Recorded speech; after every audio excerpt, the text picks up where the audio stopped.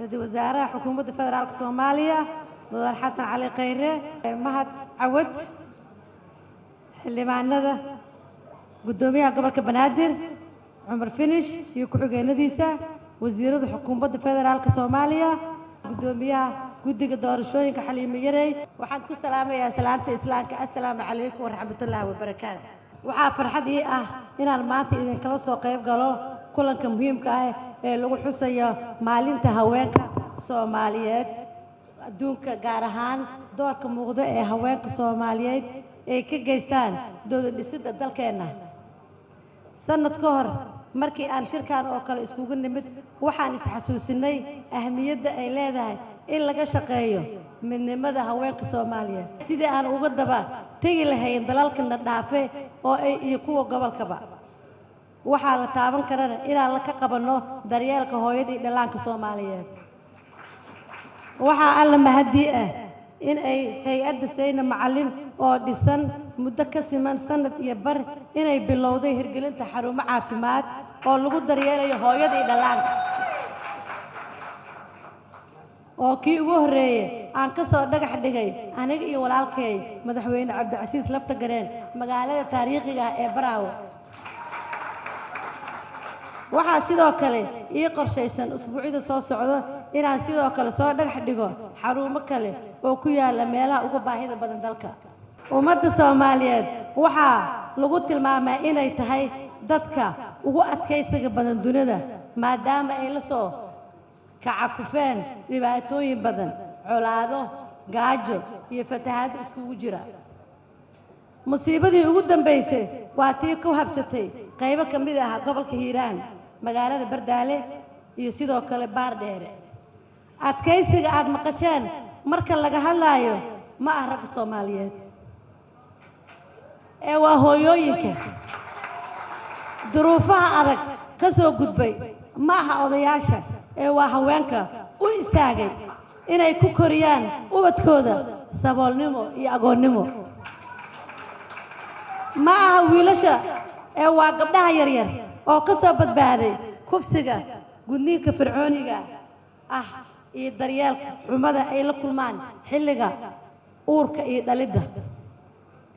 gabdhaha Soomaaliyeed ma jirto maalin ay ka aqoon badan yihiin kana waaye aragsan yihiin kana dhiifoon yihiin maadaama haatan nalagu tilmaamo inaan nahay dalka ugu liita dhinacyada umal raaca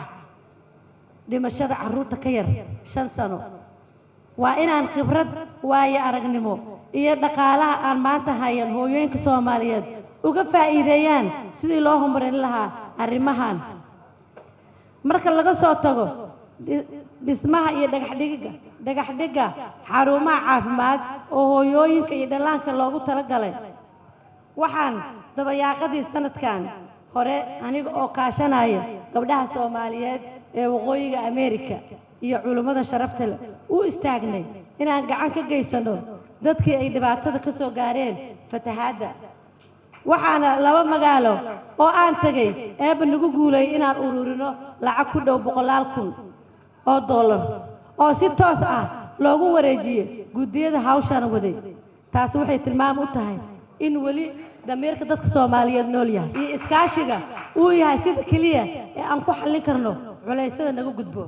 waxaan u guntaday inaan wax ka qabto intii karaankayga ah sidii loo yareyn lahaa culaysyada haysta gabdhaha Soomaaliyeed aniga oo la kaashanaya hay'ado caalami ah iyo saaxiibo dhigayga ah oo aan dhowr jeer safar ugu tagay sidii howlaha qorshaysan loo dhaqaajin lahaa marwo ahaan ma ii hooyo dan shakhsi ah wadata waxaan ahay hooyo ku howlan kaliya ka shaqaynta dhibaatooyinka afeeyay hooyada iyo dhallaanka Soomaaliyeed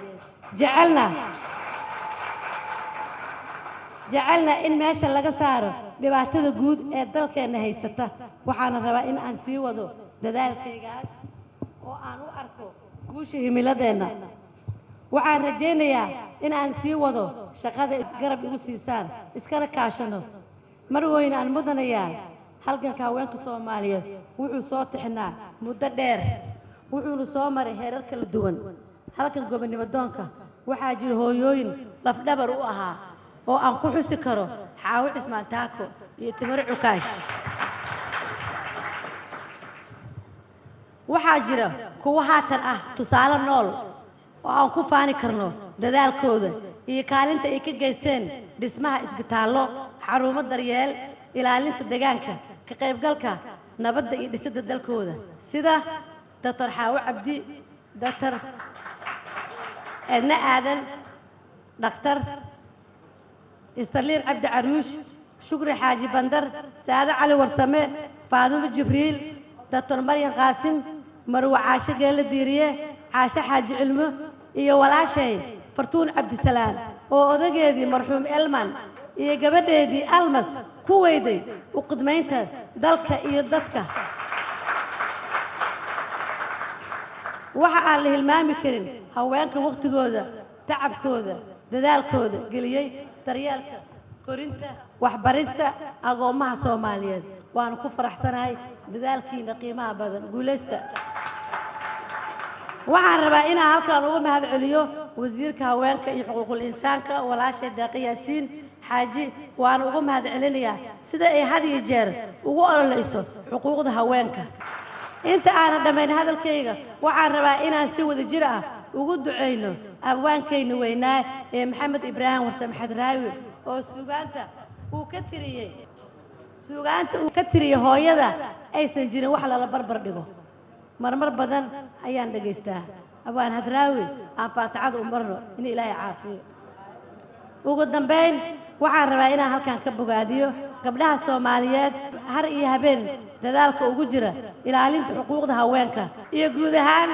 tan aadanaha daryeelka hooyooyinka iyo carruurta iyo kobcinta agoonta gabdhaha Soomaaliyeed guul gobonimo